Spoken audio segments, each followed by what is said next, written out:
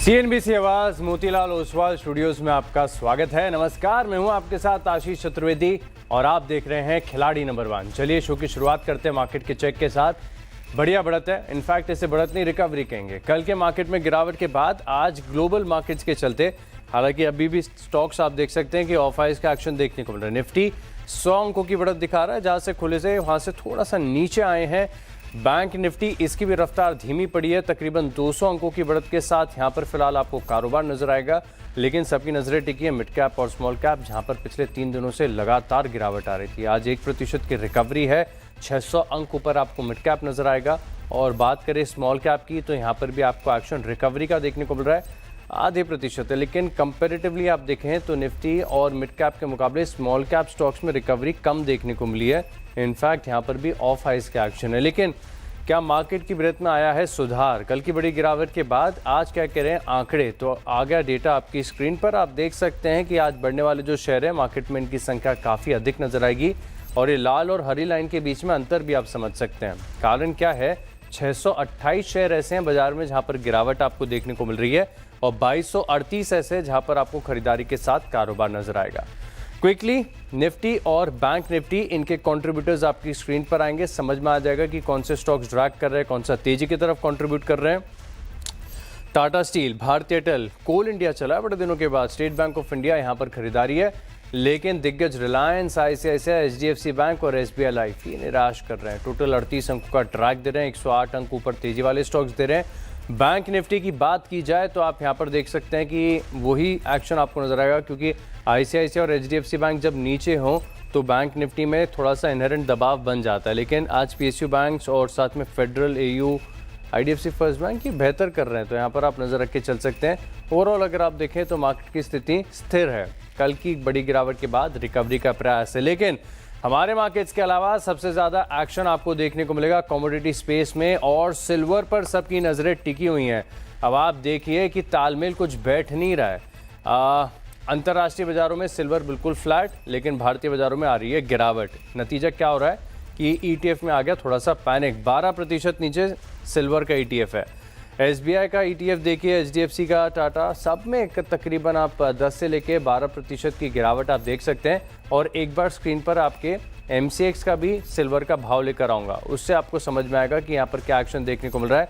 3 से 4% की, थोड़ी देर पहले 4% की गिरावट के साथ लोअर सर्किट भी लगा था। अब 3% की गिरावट यहाँ पर बची रह चुकी है। लेकिन सबसे ज़्यादा हलचल अगर आपको कहीं नजर आएगी तो यहाँ पर ही है।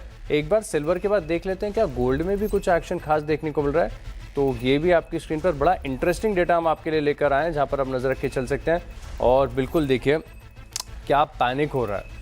8% की गिरावट यहाँ पर आपको नजर आ रही है। तकरीबन जो गोल्ड भी सबसे ज़्यादा वाइडली ट्रेडेड होता है, इसमें भी आपको कट बड़ा गहरा नजर आएगा। और वहीं अंतर्राष्ट्रीय, एक बार गोल्ड, सिल्वर, अंतर्राष्ट्रीय भी दर्शकों को दिखा देता हूँ कि ऐसा नहीं कि इंटरनेशनल मार्केट्स में आपको बड़ी सेलिंग नजर आए।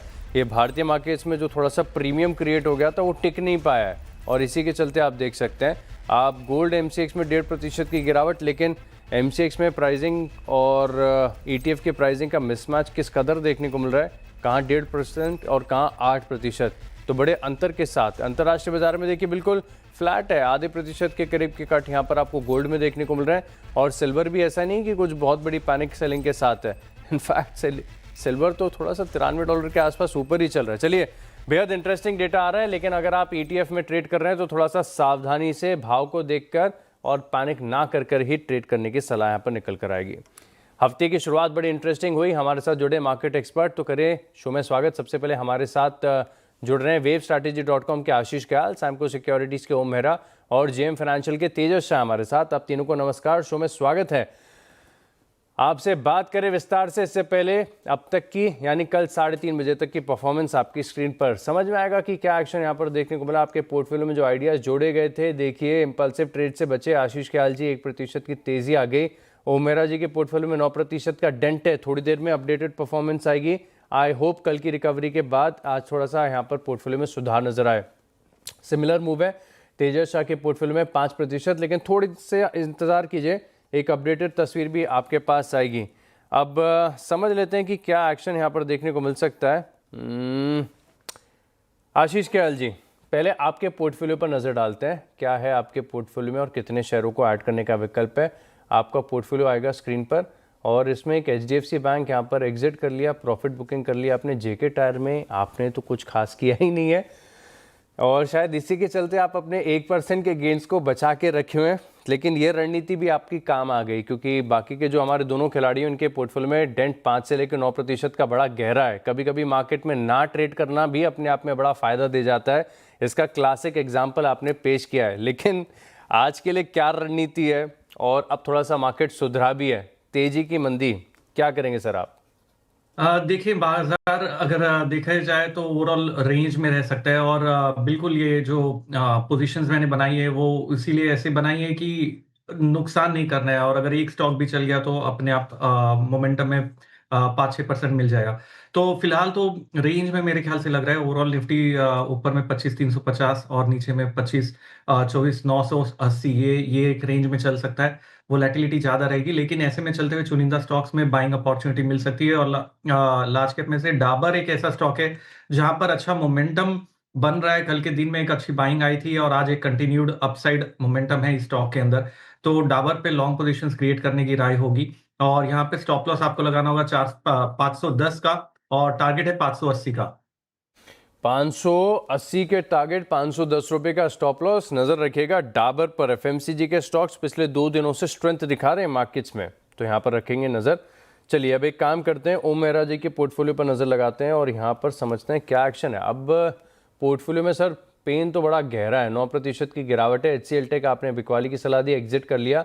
एक अल्काइल अमाइंस से आपकी पोजीशन होल्ड की है। 2 का विकल्प है आपके पास, क्या करेंगे पहले शेयर के लिए? आज ही मार्केट में बिल्कुल अनस्टेबिलिटी बनी हुई है। कहीं आज हमने जिस हद से देखा है बैंक निफ्टी और निफ्टी में जो एक सुधार का है, फिर आफ्टर ऑल एक गेन्स हमें ड्रॉडाउन हमें देखने को मिल रहा है। तो स्टॉक स्पेसिफिक भी एक्शन में वैसे चलते आ रहे हैं। तो ऐसे में मैं यहाँ पे जेंट के बैंक पे चूज करना चाहूंगा। 107 का भाव चल रहा है, इसका स्टॉप लॉस रखेंगे 103 का और टारगेट रहेगा 120। यहाँ पर अर्निंग्स भी बढ़िया आई थी, इसके चलते कल गिरते मार्केट में भी स्टॉक बढ़िया कर रहा था। आज 120 के टारगेट्स निकल कर आ रहे हैं। Stop loss comparatively better risk reward के साथ 103 का स्टॉप लॉस, 120 का टारगेट। अच्छा स्टॉक है JNK बैंक। उम्मीद है कि यहाँ पर तेजी आए। तेजस शाह के पोर्टफोलियो को देखते हैं। 5% की गिरावट यहाँ पर देखने को मिल रही है। आइडियाज क्या क्या हैं आपके पास? एक तो IFCI, ये तो आप राइड ही कर रहे हो हफ्ते की शुरुआत से लेकर अब तक। कन्विक्शन यहाँ पर पूरी तरीके से बना हुआ है, फेयर इनफ। अशोक लेलैंड, ये प्रॉफिट बुकिंग किस भाव पर की आपने? इससे इस पे भी बात करनी पड़ेगी। और NTPC यहाँ पर आप देखें तो एग्जिट कर लिया। सर अशोक लेलैंड किस भाव पर आपने प्रॉफिट बुकिंग की? 187.5 पे बुक किया हुआ है आज मॉर्निंग, 187.5। अच्छा, तो ओपनिंग में ही आपने कर लिया क्योंकि आपको बहुत बढ़िया मूव मिल गया। और आपके मतलब प्रॉफिट बुकिंग के बाद 2-2.5 रुपये नीचे ही गिरा है। आज 190 रुपये 48 पैसे का हाई बना है। चलिए काफ़ी ठीक कॉल हो गई। अब तो अपडेटेड परफॉर्मेंस जब आएगी ना, तब आपका ये जो 5% का पेन है ये शायद थोड़े से गेन में बदल जाए। बढ़िया बात है। अब आज के लिए कौन सा स्टॉक चुनेंगे सर? सो आशीष जी, देखिए बाजार में बहुत ही उठापटक हो रही है, लेकिन हमें लग रहा है कि ये जो 200 दिन की मूविंग एवरेज है उसके करीबन बाजार अच्छा खासा सपोर्ट ले रहा है। Tomorrow will be a decisive day, but मुझे लग रहा है जब तक 200 दिन की मूविंग एवरेज के ऊपर निफ्टी ट्रेड कर रहा है, ये पुल बैक रैली जो है वो वापस कंटिन्यू कर सकती है। तो मैं स्टेट बैंक ऑफ इंडिया के साथ जाना चाहूंगा। PSU बैंकिंग स्टॉक्स हमें काफी अच्छे लग रहे हैं। आज एक नया ऑल टाइम हाई बनाया स्टॉक ने और स्ट्रक्चर अभी भी काफी स्ट्रांग है। तो स्टेट बैंक ऑफ इंडिया में करंट भाव पे खरीदारी की जा सकती है। स्टॉप लॉस लगाना है 1005 का और लक्ष्य रहेगा 1100 का। ये स्टॉक ऐसा है ना जो ऑफ द रेडार बढ़ा है, लगातार तेजी। सरकारी बैंकों में सब कैनरा बैंक, PNB यहाँ पर अचक गए। लेकिन अगर आप एक साल में देखें, almost state bank of India में बढ़िया गेंस, 38% के गेंस बिना किसी नॉइस के देखने को मिले। इस स्टॉक में ज़रूर इनहेरेंट स्ट्रेंथ यहाँ पर नजर आ रही है। तो आप 1-1.25% की तेजी देखने को मिल रही है। खरीदारी आप ट्रेडिंग के लिए आज से कर सकते हैं। 1042 का भाव, आप 1005 का स्टॉप लॉस, 1100 के टारगेट्स देखने को मिलेंगे। अब अच्छा, हमारे जो तीनों मार्केट एक्सपर्ट्स हैं इनके पास विकल्प है कि एक एक शेयर को और ऐड किया जाए पोर्टफोलियो में। तो तेजस सर, दूसरा आइडिया आप पहले बताइए। नहीं आशीष जी, मैं थोड़ा वेट करना चाहूंगा। अगर मार्केट में कुछ अगर थोड़ी सी स्ट्रेंथ दिखाता है तो then I will take another call, but timing में वेट करना चाहूंगा। चलिए, मैं एक्सपेक्ट ही करके चल रहा था कि दूसरे कॉल के लिए तो अधिकतर ट्रेंड क्या, मैं 6-7 महीने से देख रहा हूँ दूसरे स्टॉक के लिए तो वेट एंड वॉच का ही विकल्प अपनाया जाता है। इसके ऊपर कुछ ना कुछ करना पड़ेगा। Om Mehra ji, similar same stance रहेगा मेरा भी। Same stand 100% wait and watch. कोई स्टॉक है क्या रडार पर? जी यहाँ पे अगर तीसरे दूसरे स्टॉक पे जाऊंगा तो यहाँ पे फिलहाल के लिए जिंदल स्टील काफी लुक्रेटिव यहाँ पे दिख रहा है, जिस हिसाब से स्ट्रेंथ है। ऑल्दो आज मेटल्स में थोड़ी सी बिकवाली आई है, बट जिंदल स्टील काफी अच्छा स्टॉक यहाँ पे दिख रहा है। तो ओवरऑल लॉन्ग टर्म प्रोस्पेक्ट से करंट लेवल से लिया जा सकता है। एक माइनर सा स्टॉप लॉस हम रख सकते हैं 1045 का, और आने वाले दिनों में मुझे लगता है ये न्यू 52 वीक्स हाई टच कर सकता है। टारगेट स्टॉप लॉस बता रहे हो कन्विक्शन के साथ, पोर्टफोलियो में क्यों नहीं जोड़ा फिर इसे? जी थोड़ी सी ओवर स्ट्रेस्ड है, तो अगर थोड़े से लोअर लेवल्स पे मिलते हैं तो जरूर मैं ऐड करना चाहूंगा। चलिए, सही स्टॉक को सही समय पर ऐड करेंगे तभी मुनाफा बनेगा। आशीष ख्याल जी, उम्मीद है कि आपने कुछ बढ़िया सा स्टॉक आइडेंटिफाई किया, चाहे तेजी का हो या मंदी का, बताइए। देखिए, जो ओपनिंग कैंडल थी निफ्टी की, वो थी करीबन 200-250 पॉइंट ऊपर। उसके बाद से पूरा गैप फिलिंग हो चुका है। निफ्टी जहां 250 पॉइंट ऊपर चल रहा था, अभी खाली 60 पॉइंट ऊपर है। तो ऐसे चलते हुए मैं थोड़ा सा बच के चलना चाहूंगा, और यहाँ पर बाय या सेल साइड के बिना ही फिलहाल मैं पोजीशंस नहीं लूंगा। मैं सेकंड हाफ में देखूंगा कि कौन से डायरेक्शन में मार्केट को जाना है, ये क्या बुल को ट्रैप कर रहा है कि बेयर को, वो समझना होगा अभी तो। तो कोई लेकिन स्टॉक रडार पर रखा है अपने ट्रेड के लिहाज से, जिसे आप क्लोजली सही लेवल का वेट कर रहे हो? हाँ, जेके टायर है। अगर आप देखें जेके टायर का डेली चार्ट में बहुत जबरदस्त ब्रेकआउट आया था, ऊपर की लेवल से थोड़ी सी सेलिंग प्रेशर आई है, तो मैं उसको रेडार पे रख के रखा हूँ। यहाँ पर गुंजाइश है कि अगर ये वापस से 525 का आंकड़ा निकालता है तो अच्छा मोमेंटम पॉजिटिव साइड पे मिल सकता है। कल के दिन भी पॉजिटिव ही था, लेकिन एक रेजिस्टेंस को ब्रेक करने का वेट कर रहा हूँ। रेजिस्टेंस ब्रेक हो गया तब इसको जोड़ेंगे। जेके टायर फिलहाल 2% की तेजी दिखा रहा है, यहाँ पर आप रखेगा खास फोकस। चलिए, फिर हमारे जो 3 मार्केट एक्सपर्ट्स हैं, इनकी तरफ से 3 आइडियाज़ तो नहीं, एक आइडिया अपने पोर्टफोलियो में जोड़ दिया गया है। पोर्टफोलियो फिलहाल के लिए कंप्लीट हो चुका है। अब एक काम करते हैं, एक छोटे से ब्रेक के लिए रुक रहे हैं, लेकिन ब्रेक के बाद आज का स्टार डॉक्टर रेड्डीज 5.5% के बड़े गेंस यहाँ पर देखने को मिल रहे हैं। क्या कारण है जिसके चलते तेजी आई है? अच्छा, तेजी के बाद क्या और बड़ी तेजी आई है कि नहीं, पूरी रिसर्च विस्तार से समझेंगे। आप बने रहे हमारे साथ। के बाद आपका स्वागत है, और अब स्क्रीन पर लेकर आते हैं डॉक्टर रेड्डीज को। 5.5% के बड़े गेंस यहाँ पर देखने को मिल रहे हैं। क्या खास रहा है नतीजों पर, और ब्रोकरेज हाउस की क्या रिपोर्ट है, बताने के लिए हमारे साथ जुड़ रही हैं श्रेया। श्रेया, बताइए। गुड मॉर्निंग आशीष, बिल्कुल सही बात कही आपने। डॉक्टर रेड्डीज 5% की तेजी के साथ आज कारोबार कर रहा है। शानदार नतीजे और नतीजों का रिएक्शन आपके स्क्रीन पर। Q3 नतीजे अनुमान से काफ़ी बेहतर आए हैं, और इंडिया बिजनेस डॉक्टर रेड्डीज की सबसे बड़ी ताकत बना हुआ है। सेमाग्लूटाइड जो है वो एक बड़ा ग्रोथ ड्राइवर है, साथ ही कुछ इंपॉर्टेंट अप्रूवल्स हैं जिस पे खासी नजरें रहेंगी। और मैनेजमेंट की कमेंट्री जो आए वो काफ़ी पॉजिटिव आए। उनका मानना है कि यूएस को छोड़ दे तो दूसरे मार्केट में डबल डिजिट ग्रोथ की उम्मीद है, और भारतीय कारोबार में 15 से 16% की ग्रोथ वो देख रहे हैं मैनेजमेंट। और मई 2026 तक सेमाग्लूटाइड का जो कनाडा वाला लॉन्च है वो भी हो सकता है, तो वो एक बड़ा पॉजिटिव ट्रिगर होगा। और सेमाग्लूटाइड की बात की जाए तो 80 मार्केट में लॉन्च करेंगे, ये मतलब 80 मार्केट्स को टारगेट करेंगे, एक बड़े स्केल पर इसकी लॉन्चिंग। साथ ही भारत में भी अगर आप देखें तो मार्च तक सेमाग्लूटाइड का लॉन्च संभव है। तो एक बड़ा ड्रग जो कब से इस पे नजरें बनी हुई थी, तो उसके लॉन्च को लेकर अब तस्वीर साफ हो गई है, और इसी को लेकर ब्रोकरेजेस भी काफ़ी पॉजिटिव हो गए हैं। वो स्टैक रखते हैं आपके स्क्रीन पर। जो कॉल आई है HSBC की, बाय की कॉल आ गई है। देखिए 1435 का टारगेट प्राइस, यानी कि 24% का अपसाइड पोटेंशियल डॉक्टर रेड्डीज में देख रहे हैं। वो सेल से भी होल्ड की कॉल दे रहे हैं। तो सभी को रिजल्ट अच्छे लगे, और साथ ही कॉमेंट्री भी कहीं ना कहीं उसने बूस्ट किया है सेंटिमेंट, इसलिए रिएक्शन आपकी स्क्रीन पर। तो नतीजे और ब्रोकरेज हाउस के भरोसे के बाद इस स्टॉक में देखें तो काफ़ी बढ़िया तेजी आ रही है। 5.5% ऊपर फिलहाल ट्रेड कर रहा है। शुक्रिया श्रेया हमारे साथ जुड़ने के लिए और ये रिपोर्ट हमारे साथ शेयर करने के लिए। एक बार समझ लेते हैं कि स्टॉक में क्या करना चाहिए, क्योंकि बढ़िया तेजी आ रही है, टिका हुआ भी है स्टॉक। तो आशीष ख्याल जी, चार्ट देखकर बताइए, डॉक्टर रेड्डीज क्या लग रहा है, और बढ़ सकता है यहाँ से? हाँ देखिए, ओवरऑल डॉक्टर रेड्डी देखिए तो एक लोअर ट्रेंड लाइन सपोर्ट से बाउंस बैक हुआ है। इसने एक फॉल्स ब्रेक भी किया था, 1180 के नीचे गया, ट्रैप किया और रिवर्स हुआ है। तो यहाँ पे शॉर्ट कवरिंग अभी और भी बन सकती है और गुंजाइश है कि स्टॉक करीबन 1270 लेवल तक ऊपर में जा सकता है। तो यहाँ लॉन्ग पोजीशंस क्रिएट की जा सकती है। स्टॉप लॉस आपको लगाना होगा 1190 का और 1270 के टारगेट के लिए यहाँ पर देखा जा सकता है। चलिए कुछ और बजिंग स्टॉक्स ऐसे जिनके ऊपर चर्चा करनी पड़ेगी। चार्ट लेकर आइए क्रेडिट एक्सिस ग्रामीण का, और इंट्राडे के बाद एक हफ्ते का भी चार्ट देखेंगे। कहाँ तो ये स्टॉक कुछ करने के मन में नहीं था, लेकिन नतीजों के बाद क्या री रेटिंग हुई है, क्या इंटरनल स्ट्रॉन्ग आए थे। कल नतीजे बड़े विस्तार से आपको बताए भी थे। कल चला था 10-12%, आज फिर से 9% ऊपर है। तो ओम मेहरा जी, चार्ट देकर क्रेडिट एक्सिस ग्रामीण का आप ये बताइए क्या करना चाहिए स्टॉक के अंदर फिलहाल, जिनके पास है वो क्या करें और जिनका मन ललचा रहा है उनके लिए क्या राय होगी।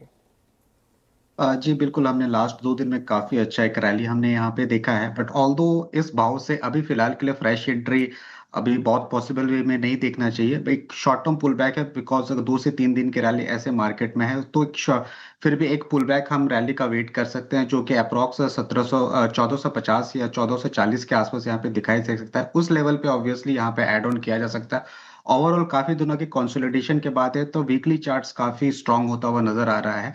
तो एक थोड़ा सा पुल बैक का वेट करें, और जो अभी ऐसे करंट पोजीशन में थोड़ा सा मुनाफा उनको बांध लेना चाहिए, और फ्रेश एंट्री के लिए लगभग 3 से 4% का नीचे में डिप मिले तो ऐड करनी चाहिए। यहाँ पर अब रखेंगे खास फोकस। एक बार सीएट का चार्ट लेकर आते हैं। 5.5-6% की तेजी अब यहाँ पर देखने को मिल रही है। आशीष ख्याल जी, क्योंकि आपने जेके टायर को चुना था डिस्कशन के लिए, तो समझना चाहूँगा क्या सीएट में क्या खास है, क्योंकि इसके तो नतीजे आ चुके हैं, रिएक्शन भी आ चुका है और नतीजे बढ़िया भी थे। जेके टायर और सीएट दोनों में से कौन सा स्टॉक बढ़िया है? देखिए, सीएट पे पहले तो डिस्क्लोजर, ये हमारे पोर्टफोलियो में होल्डिंग्स में भी है स्टॉक, और ओवरऑल सीएट में काफी टाइम से करेक्शन एक चल रहा था, जो कि 4400 से लेके इसने 3500 का लो बनाया, और वहीं से बहुत ही स्ट्रॉन्ग रिकवरी यहाँ पर देखी जा रही है। तो अगर हम आउट परफॉर्मेंस के लिहाज से देखें तो जेके टायर आउट परफॉर्म कर रहा है, बट सीएट में भी अपॉर्चुनिटी इस लेवल्स पे अच्छी है। गुंजाइश है, स्टॉक करीबन 3980 के लेवल पे जा सकते हैं, जहां मल्टीपल रेजिस्टेंस जोन है ऊपर में, लेकिन यहाँ से पोटेंशियल अच्छा है अभी भी। और नीचे में जो स्टॉप लॉस लगाना होगा वो 3620 का लगाना होगा। अवंती फीड्स 5% ऊपर, और ये टैरिफ सेंसिटिव स्टॉक है। कल 5% नीचे था और आज अच्छी खबरों के बीच 5% ऊपर। तेजस, क्या करें अवंती फीड्स फिलहाल, चार्ट कैसा लग रहा है? देखिए, चार्ट थोड़ा सा कमजोर है। 50 दिन की मूविंग एवरेज का सपोर्ट ब्रेक कर दिया है। आज की जो रैली है वो एक पुल बैक रैली लग रही है। कल के सत्र में 200 दिन की मूविंग एवरेज का सपोर्ट लेके रिकवरी दी थी, बट मुझे नहीं लग रहा है ये टकाऊ रैली है। अगर लॉन्ग पोजीशन अटकी हुई तो मेरे हिसाब से एग्जिट करना ही मुनासिब रहेगा। जब तक ये स्टॉक 820-825 लेवल के नीचे है तो हल्का सा बायस थोड़ा सा नेगेटिव है। चलिए एक काम करते हैं, इसी के साथ रुकते हैं, छोटे से ब्रेक। आपका स्वागत है और अब तीनों खिलाड़ियों का परफॉर्मेंस देख लेते हैं। सबसे पहले आशीष ख्याल जी के पोर्टफोलियो में डाबर जिन स्तरों से शेयर किया गया थोड़ा सा ऊपर चल रहा है फिलहाल के लिए। वहीं ओम मेहरा के पोर्टफोलियो को देखा जाए तो यहाँ पर जो ट्रेडिंग आइडियाज़ हैं, एक तो अल्काइल अमाइंस फ्लैट चल रहा है, जे&के बैंक इसमें भी कोई खास हलचल देखने को नहीं मिली है। वहीं तेजस शाह के पोर्टफोलियो को देखा जाएगा तो इसमें IFCI ये अब डेंट देने लग गया, अभी 5% नीचे आ गया है।